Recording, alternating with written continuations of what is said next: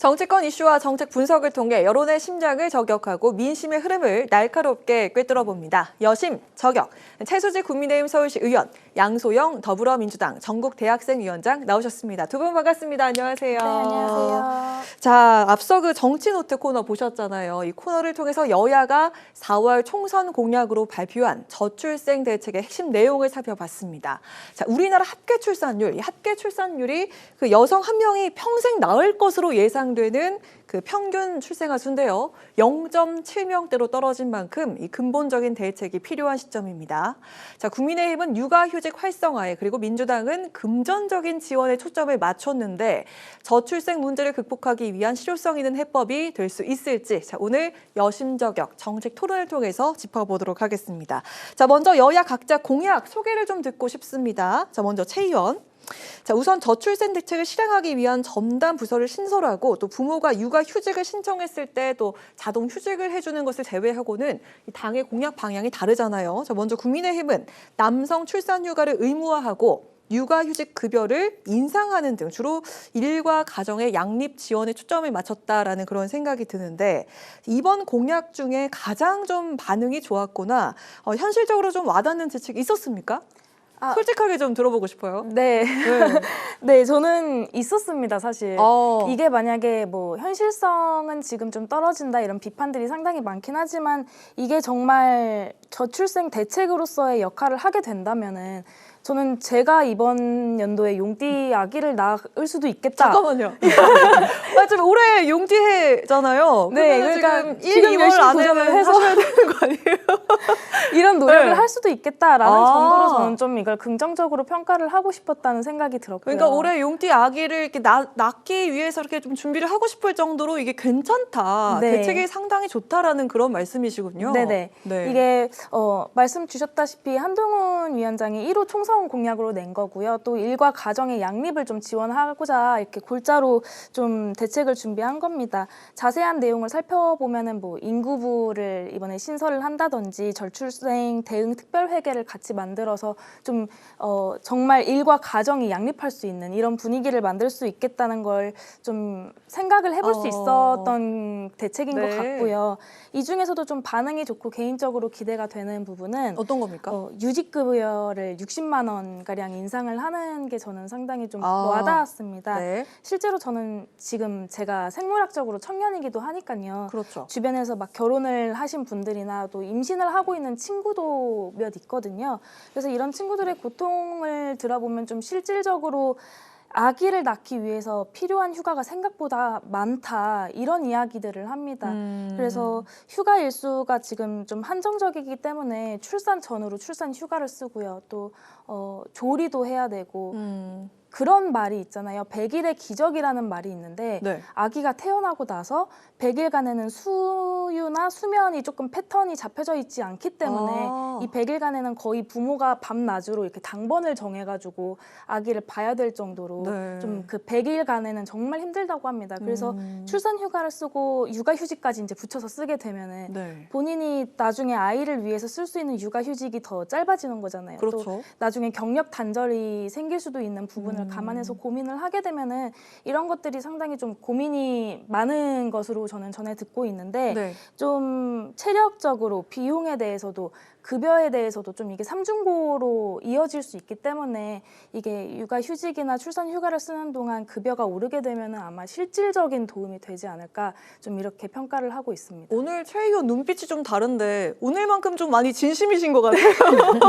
초장부터 또 그렇고 또 이렇게 얘기를 하시는 걸 들어보니까 지금 준비를 하고 계시는 건가라는 그런 생각도 들고요. 자, 이야기 계속 들어보도록 하겠습니다. 반면 민주당은 신혼부부 1억 원 대출과 또 자녀 수에 따른 원리금 차등 면제 등 현금성 지원 중심의 대책을 4호 공약으로 발표를 했습니다. 먼저 이제 좋은 내용을 소개를 해주는 거니까요. 이 중에 저출생 극복을 위한 가장 실효성 높은 대책을 좀 꼽아주실 수 있을까요? 우선 2023년 기준 합계 출산율이 0.7명으로 떨어지면서 저출생 문제는 국가 존립에 위협하는 위기라는 것에 대해서는 여야 모두 공감하고 이런 대책들에 대해서 논의하는 방향인 것 같습니다. 민주당은 우선 아이를 낳지 않는 가장 큰 문제를 불평등 문제라고 인식하고 있는데요. 자산이나 소득, 주거 문제에 대해서 불평등 문제가 심각해지고 있다라는 거에 초점을 두었습니다. 결혼과 출산을 하지 않는 이유가 다양하지만 그 중에서 가장 크게 작용되는 부분은 소득과 주거라고 손꼽힐 수 있는데요. 네. 결혼을 하여서 출산한 가정에게는 국가가 주거 공간을 저렴한 가격에 마련을 해준다, 확보해 준다라는 것을 전면적으로 제시했습니다. 가장 현실적인 문제를 해결할 수 있는 대안이라고 저는 생각을 했고요. 주거 문제를. 네. 왜냐하면 청년들이 지금 아무리 돈을 벌고 수입을 모아도 내 집 한 칸 과연 마련할 수 있는가에 대한 문제의식을 청년 세대가 공감을 하고 있다라고 생각이 들어서 이 부분에 대해서 현실적으로 체감할 수 있는 대안을 민주당에 제시했다.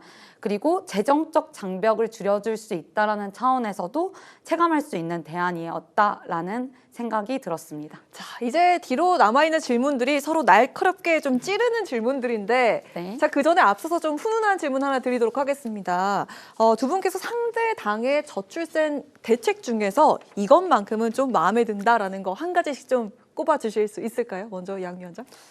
저는 우선은 그 육아휴직 급여 인상 부분 같은 경우에는 반드시 좀 재원적으로 필요한 부분이라고 생각을 했고, 특히 이제 여성으로 휴직이 국한되었던 거를 보편적으로 남성으로 확대한다, 의무화한다라는 것은 굉장히 필요한 부분이라고 공감이 되었던 부분 중에 하나입니다. 네, 그 한 가지입니까? 굳이 꼽자면, 굳이 꼽자면? 남성 네. 출산휴가 의무화를 꼽고 싶습니다. 네, 좋습니다. 최 의원? 네, 저는 네. 이재명 대표가 뭐 둘째 아이를 낳으면 24평형, 셋째를 네. 낳으면 33평. 33평형 임대주택을 공급하겠다고 했는데 저는 아이러니하게도 이게 상당히 마음에 드는 대책이다라고 말을 그렇습니까? 하고 싶은데 이게 네. 상당히 터무니없는 말이에요. 잠깐만요. 지금 마음에 드는 걸 꼽아달라고요. 네, 마음에 드는 걸 꼽으라고 정말 터무니가 없고 무리수다 이렇게 이야기를 하고 싶은데 일단 들어보겠습니다. 네, 네. 또 이게 마음에 드는 게 이렇게만 되면은 정말 우리나라는 아이 낳고 살기에 정말 좋은 나라가 되는 겁니다. 그래서 네. 저는 이게 마음에 들었지만 반대로 또 정말 말도 되지 않는 현실성이 대책이다. 없다? 네, 무리수다? 이렇게 말씀을 드리고 싶습니다. 네, 그럼 터무니없는 거 하나 또 꼽아주셔야죠. 이렇게 공격을 했으니. 네. 하나 그러니까 듣고 저는 넘어가도록 사실 하겠습니다. 이걸 민주당, 국민의힘 뭐 누가 더 터무니없다 이렇게 겸하해야 될 문제가 아니라 근본적인 좀 문제의 방향성을 짚어보고 싶어요. 지금 민주당이나 국민의힘에서 내놓고 있는 그 정책의 방향성이 저출생 문제에 대한 전반적인 그 종합적인 판단을 고려하지 않는다 이렇게 좀 말씀을 드리고 싶은 이유가 저출생 문제를 해결하기 위해서는 주거, 육아휴직 문제 당연히 개선되어야 하는데 주거 지원을 위한 재원 마련, 아까 말씀하셨던 터무니없을 것 같다라고 했던 부분, 네. 그리고 육아휴직에 따른 기업의 부담을 완화하는 재원에 대해서 전혀 어떤 구체적인 대안이 없다. 그래서 그거는 여야 모두 그 문제에 대해서 자유로울 수 없다라고 먼저 인정을 해야 된다라고 보고요. 현실적으로 저출생 해결을 하기 위해 대책은 사실 많은 재원이 투입이 됩니다. 근데 재원을 어떻게 확보할 것인지, 대책을 어떻게 사용할 것인지에 대해서 구체적으로. 네, 좀 더 명확하게 국민들께 알릴 필요가 있다. 근데 이거는 사실 우리나라의 정치적 고질병일 수밖에 없어요. 그러니까 그렇게 하다가 보니까 선거 때 되면 이 공약 저 공약 남발을 하고 국민들은 실질적으로 이루어진 게 뭐냐라고 반문할 수밖에 없는 현실에 놓여 있거든요. 그래서 이것은 좀 민주당이든 국민의힘이든 대책을 마련을 할 때 어떤 방식으로 재원을 마련할 것이고 시기별로 어떻게 지원을 할 것인지 솔직하게 이야기하는 것이 더 필요하다 이렇게 말씀드리고 싶습니다. 지금 이 질문에서 마음에 드는 거 한 30초 말씀하시고 지금 터무니없는 거 한 3분 얘기하셨는데 자 이제 하나하나 좀 짚어보는 시간 가져보도록 하겠습니다. 사실 이 양당의 저출생 공약을 좀 뜯어보면요. 세부적으로 살펴보면 좀 우려가 되는 게 사실 있습니다. 우선 자 국민의힘은 그 아빠 출산 휴가를 한 달 유급 휴가로 의무화하겠다라고 했지만 아내 몸조리 기간과 또 아이 발달 상태를 감안하면 좀 그 기간이 부족한 게 아니냐 그런 의견이 있는데요. 또 회사 사정상 육아휴직을 실제로 사용하는 아빠 비율이 상당히 높다. 요거는 사실입니다. 또 5인 미만 사업장은 근로기준법 적용도 되지 않기 때문에 이거는 실효성이 없는 게 아닌가라는 그런 지적이 있는데요. 어떻게 보십니까? 네, 육아휴직 일단 실제 사용하는 아빠의 그 비율이 상당히 적다 이 말씀을 해주셨는데 이게 한 달이 된다고 해도 부족하죠. 지금 뭐 현재 기준의 2배가량 늘린 건데 그런 거에 담긴 뜻을 조금 먼저 봐주셔야 된다고 생각이 들었어요. 출산휴가 의무화 기간을 일단 늘림으로써 아이 돌봄은 엄마랑 아빠랑 함께 하는 것이다. 좀 이런 풍토가 좀 당연한 풍토가 좀 네. 적용이 돼야 되고 이게 앞으로 계속해서 풍토로 작용을 해서 육아에 대한 좀 전반적인 인식도 바꾸고 사회적으로 실질적인 도움이 발전할 수 있는 것들을 만들어주자는 거거든요. 그래서 육아휴직 같은 경우에도 이번에 신청을 하면은 자동이 개시되도록 네. 자동적으로 개시되도록 회사의 눈치를 보지 않고 이거를 신청을 하면은 바로 그냥 그 날부터는 자동으로 육아휴직을 할 수 있게 되는 겁니다. 그래서 이런 조항들을 정비하겠다 이런 좀 강조를 했던 내용으로 저도 알고 있는데 저출생 문제는 사실 국가 소멸 위기까지 언급될 정도로 심각한 문제이지만 실제로 아이를 키우는 부모나 청년들이 자신의 삶과도 직결되어 있는 문제들입니다. 그래서 이게 근로기준법에 뭐 적용되지 않는 사업장들 같은 경우와 좀 괴리가 있다. 네. 하지만 이런 격차 해소는 이런 것들이 좀 번져 나가면서 좀 실현될 수 있는 문제들을 풀어나가는 첫걸음이 되지 않을까 좀 이렇게 보고 있습니다. 또 그 자리를 비울 경우에 그 남아있는 동료에 대해서는 또 수당을 주는 그런 것도 또 마련했더라고요. 그렇죠? 네. 네. 또 민주당은 2자녀 출산 때 24평 아까 말씀드렸지만 네, 또 3자녀 때 33평 이렇게 분양 전환 공공임대 방식으로 제공하는 주거 지원 대책이 눈길 끈 건 사실입니다. 네. 취지는 이해하는데 24평 임대 아파트 받는 게 아까 최 의원 말씀처럼 이게 현실성이 있는 겁니까? 라는 질문을 좀 드리고 싶은데요. 이게 이제 각자 처한 상황이나 환경에 따라서 다를 수 있지만 주거 문제는 인간이 보편적으로 갖춰야 될 권리 중에 하나라고 생각이 듭니다. 그리고 아까도 말씀드렸던 것처럼 가장 현실적인 문제이고요. 저는 아직 결혼을 안 했지만 제가 저를 생각했을 때 집을 준다라고 해서 내가 아이를 낳을까? 뭐, 낳지 않을 수 있습니다. 하지만 출산을 고려했을 때 분명히 문제의 요소의 장벽일 수는 있다. 해소할 수 있는 차원의 문제일 수는 있겠다. 근데 이제 지금의 현실을 살아가는 청년들은 아까도 말씀드렸던 것처럼 아무리 일을 해도 내 집 한 칸 마련하지 못하는 현실에 놓여 있기 때문에 또 그런 세대이기 때문에 국가가 이런 것들에 대해서 일부 지원해주고 집을 마련할 수 있다는 희망을 꿈꾸게 해줄 수 있는 것 자체가 하나의 계기가 될 수 있다. 그럴 이렇게 수 있다. 말씀드리고 싶습니다. 네. 자, 국민의힘 정책에서도 또 하나 짚어볼 것이 있습니다. 아까 말씀하셨던 그 육아휴직 급여를 기존 150만 원에서 210만 원이면 네, 네. 60만 원 늘어나는 거잖아요. 이렇게 한 달에 60만 원 정도 더 받는다고 해서 이게 또 출산의 동기부여가 될 수 있을까라는 거에는 또 물음표를 던지는 사람들도 많은데 자, 이전 그 지원 위주의 대책에서 크게 벗어나지 못했다라는 그 비판에 대해서는 또 어떻게 답을 하면 좋을까요? 네, 돈 준다고 아이를 낳지 않는다 이런 인터뷰나 댓글을 저도 좀 보고 왔는데요. 사실 지금 반응이 좀 갈라져 있는 것 같습니다. 정말 아이를 낳을 생각이 있는 부부나 좀 신혼부부, 아이를 임신하고 있는 그런 가정에서는 당장 부모가 맞벌이로 일을 하면서 아이를 낳게 되면은 들어가는 돈이 많기 때문에 이런 급여 확대가 좀 실질적으로 도움이 될 것이다. 이런 반응이 있는 것 같은데 좀 미혼이나 결혼 생각이 없고 또 아이를 낳으실 생각이 없는 뭐 딩크족이라고도 하지 않아요. 이런 좀 가정에서는 당장 60만 원 더 받는다고 해서 아이를 낳지 않을 것이다라고 좀 의견을 주시는 것 같습니다. 그래서 저는 좀 이렇게 매력적인 정책은 아니다라는 비판에는 공감을 한다는 말씀을 드리고요. 그래서 당장 아이를 낳기 위해서 좀 노력을 하고 있는 부부나 임신 중인 이런 가정에서는 먼저 혜택을 받을 수 있게 도와주고 또 이런 것들이 아까도 말씀드렸지만 그런 풍토로 자리 잡아서 터닝 포인트가 되면 네. 좀 이런 것들이 번져 나가고 또 번져 나가는 와중에서 필요한 핀셋들에 조금 더 정책을 같이 해줄 수 있는 방향은 맞는 것 같다라는 말씀을 방향은 드리고요. 맞다. 네, 저출생 대책을 일단 떠나가지고 이게 뭐 수도권 쏠림이나 너무 과도하게 경쟁적인 사회 이런 것들에 대한 문제점도 사실 저는 아이를 낳지 않는 좀 원인 중에 하나라고 생각을 합니다. 그래서 이런 복잡다단한 사회 구조가 조금 더 같이 병립적으로 해결해져 나가는 방향도 마련이 돼야 되지 않을까 생각이 들었습니다. 네. 자, 그리고 민주당의 정책을 보면요. 첫째 아이보다는 또 둘째, 셋째 지원에 방점이 좀 찍혀 있는 것 같습니다. 근데 지금 아이 한 명도 낳지 않아서 0.7명 이렇게 얘기가 나오고 있는데 다자녀에 초점을 맞춘 거는 좀 지금 이 저출생 문제를 좀 반영하지 못했다라는 지적이 있는데요.